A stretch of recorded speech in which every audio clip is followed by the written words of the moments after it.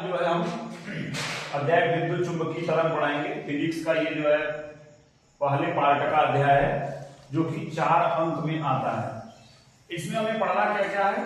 इसमें पढ़ना है हमें सबसे पहले कुछ परिभाषाएं हैं और उसके बाद कुछ इसके सूत्र हैं। परिभाषाएं पढ़ेंगे, फिर सूत्र पढ़ेंगे, उसके बाद इसमें आंकिक प्रश्न। इस पाठ से ज्यादा संभावना है आंकिक प्रश्न बनने का, और बाकी परिभाषा छोटे प्रश्न में आ सकता है और सूत्र समझना है जिससे आंकिक प्रश्न हल हो पाए। तो सबसे पहले हम देखते हैं कि विद्युत चुंबकीय तरंग क्या है। और विद्युत चुंबकीय तरंग से पहले हम समझते हैं कि तरंग क्या है। तरंग जिसको वेव कहते हैं, जब किसी माध्यम में, कोई माध्यम है, जैसे कोई भी हो सकता है माध्यम, ठोस द्रव कोई भी हो सकता है। माध्यम ठोस भी हो सकता है, द्रव भी हो सकता है और गैस भी हो सकता है। अगर इनमें से किसी माध्यम में अगर हलचल उत्पन्न किया जाएगा, हलचल या विक्षोभ अगर उत्पन्न किया जाएगा, तो जब हलचल या विक्षोभ उत्पन्न होगा तो इसी हलचल या विक्षोभ को हम तरंग कहते हैं।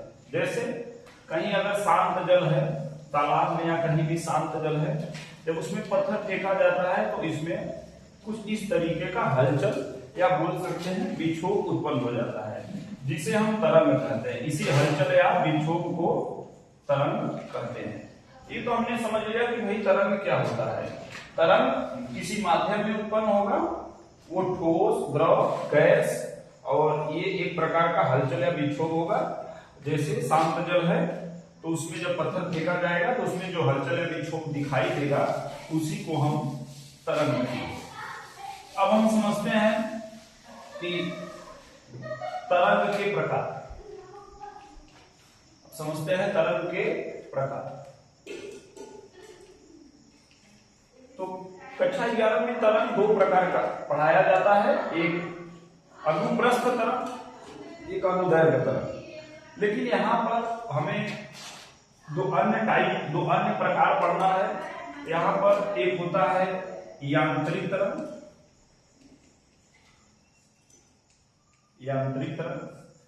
और एक होता है विद्युत चुंबकीय तरंग।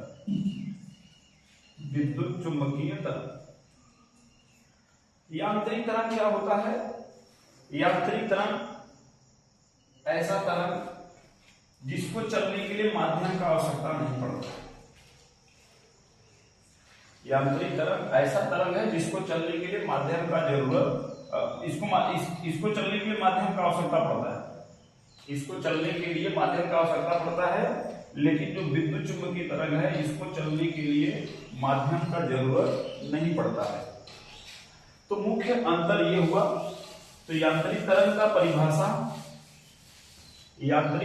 परिभाषा हमें क्या मिला कि भाई ऐसी तरंग जिसको चलने के लिए माध्यम की आवश्यकता होती है उसे यांत्रिक तरंग कहते हैं। अब यहाँ पर हमें मेन फोकस रखना है विद्युत चुंबकीय तरंग पर। तो विद्युत चुंबकीय तरंग का केवल इतना परिभाषा बताना सही नहीं है कि इसको चलने के लिए माध्यम का जरूरत नहीं पड़ता। इसका परिभाषा क्या है, ध्यान से समझिए सब। इसका परिभाषा है यदि कोई सूक्ष्म आवेशित कण है, सूक्ष्म होना चाहिए और आवेशित होना चाहिए, उस पर चार्ज होना चाहिए। सूक्ष्म आवेशित कण अगर है कोई, अब सूक्ष्म आवेशित कण में क्या क्या हो सकते हैं, जैसे इलेक्ट्रॉन हो गया, प्रोटॉन हो गया। अगर ये सभी त्वरित गति से गतिमान होंगे, त्वरित गति से गतिमान होंगे, तो इनसे जो तरंग बनेगी उसे ही बोलते हैं विद्युत चुंबकीय तरंग। तो विद्युत चुंबकीय तरंग के बारे में क्या पता चला कि अगर कोई सूक्ष्म आवेशित कण है, जैसे इलेक्ट्रॉन, प्रोटॉन, अगर त्वरित गति करता है तो जो तरंगें इनसे बनेगी उसे ही हम विद्युत चुंबकीय तरंग कहेंगे। तो ये जो त्वरित गति है, गति। इसका क्या मतलब होता है, कोई भी पदार्थ या कोई भी पिंड दो प्रकार का गति कर सकता है। एक होता है एक समान गति, एक होता है असमान गति। तो जो त्वरित गति है ये असमान गति को बताता है। असमान गति को त्वरित गति कहते हैं। तो परिभाषा इसका समझ में आ गया कि वह तरंग, या ऐसे बोल सकते हैं जब कोई सूक्ष्म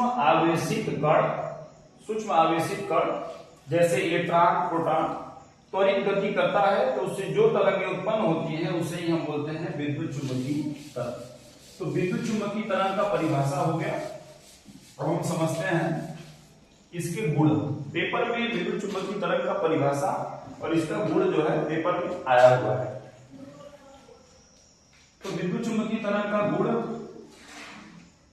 या लक्षण या विशेषता,